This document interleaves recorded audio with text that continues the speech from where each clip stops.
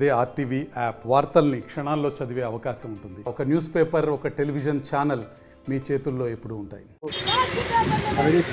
ముందుగా భారతదేశంలోని ఒక మహిళగా, ఆంధ్రప్రదేశ్ రాష్ట్రానికి సంబంధించిన ఒక ఆడపడుచుగా మీ అందరి సమక్షంలో ఒక సవాల్ విసురుతున్న జగన్మోహన్ రెడ్డికి, సాక్షి ఛానల్ వారికి, మీకు మీ సాక్షి ఛానల్ డిబేట్ మా మహిళల్ని కూర్చోబెట్టండి. ఎవరిని తీసుకొచ్చి డిబేట్ లో పాల్గొనమనండి.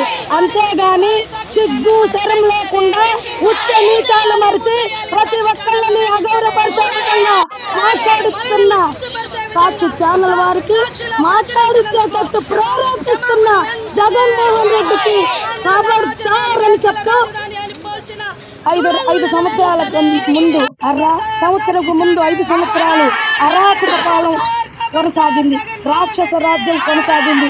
1 సంవత్సరం తర్వాత వాళ్ళు ఆ రోజు ఏ విధంగా కారు కూతలకు వస్తున్నారో తిరిగి మేము అధికారంలోకి వచ్చినా కూడా కారు కూతలకు వస్తుంటే కూటమి ప్రభుత్వం ఎటువంటి జవాబు ఇవ్వకుండా అభివృద్ధి పనుల్లో దూసుకుపోతుంది. పోలవరం ప్రాజెక్టు 2 సంవత్సరాల్లో పూర్తి చేస్తాను 1% 2% అన్న అనిల్ కుమార్ మూసుకొని ఎక్కడికో పోయాడు. ఎక్కడా కూడా అభివృద్ధి చేయకుండా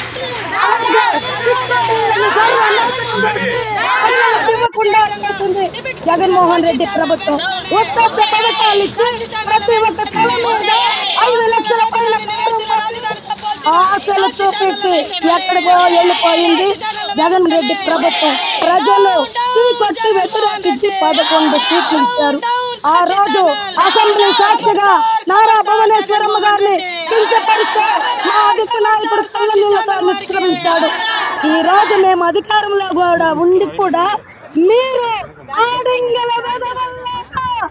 ఛానల్స్ డిబేట్లలో కూర్చొని ఆడవాళ్ళని కించపరుస్తుంటే నిన్ను కన్న తల్లి, నీ రక్తం పుచ్చుకోబెట్టిన చెల్లి నీతో ఇంకా మాట్లాడలేను. అసహ్యంగా కాపురం చేసే ఆడది గుర్తుకు రావట్లేదా?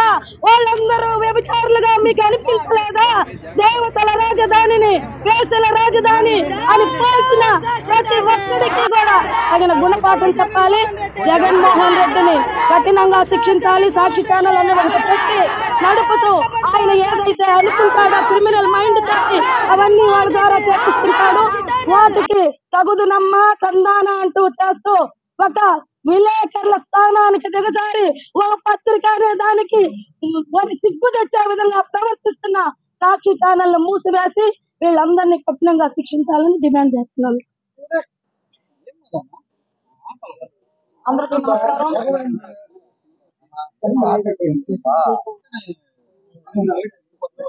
అందరికీ నమస్కారం. పార్లమెంట్ మహిళా ప్రధాన కార్యదర్శి. ఈ రోజు మేము ఇంత భారీ ఎత్తునగా ఈ సాక్షి ఛానల్ ఇక్కడికి వచ్చి మేము మాట్లాడుతున్నామంటే ఈ రోజు ఎంత ఘనకార్యం వాళ్ళు చేస్తున్నారో అర్థం చేసుకోవచ్చు. ఎందుకంటే ఒక కార్యక్రమాన్ని ఒక డిబేట్ లో కూర్చొని కొమ్మినేని శ్రీనివాసరావు, అదే విధంగా మనకి కృష్ణరాజు గారు, వీళ్ళిద్దరు గారు కూడా అనడం మాకు చాలా సిగ్గుచేటుగా ఉంది. ఎందుకంటే వయసులో పెద్దవారైనా వారు మాట్లాడే విధానం, భాష మాకు చాలా అసహ్యంగా ఉంది. ఈ రోజు మహిళల గురించి ఏ విధంగా మీరు కామెంట్ చేశారు, దేన్ని ఆలోచించి మీరు చేశారు? ఈ రోజు రైతుల్ని మీరు బండబూతులు తెలుపుతున్నారే, ఆ రైతులు లేకుంటే ఈ రోజు మనకు రాజధాని అన్నది అక్కడ ఉండేదా? రాజధాని అభివృద్ధి కోసం మన ముఖ్యమంత్రి వారు శ్రీ చంద్రబాబు నాయుడు గారు ఎలాంటి అభివృద్ధి కార్యక్రమం మొదలు పెట్టినారో ఈ రోజు చూసి అది ఓర్చుకోలేక ఏదో ఒక బురద తల్లి ఒక కార్యక్రమాన్ని రాష్ట్రం అంతా వ్యాపింత చేయాలని ఒక కరోనా లాగా వీళ్ళు ఈ రోజు దాపరించారు.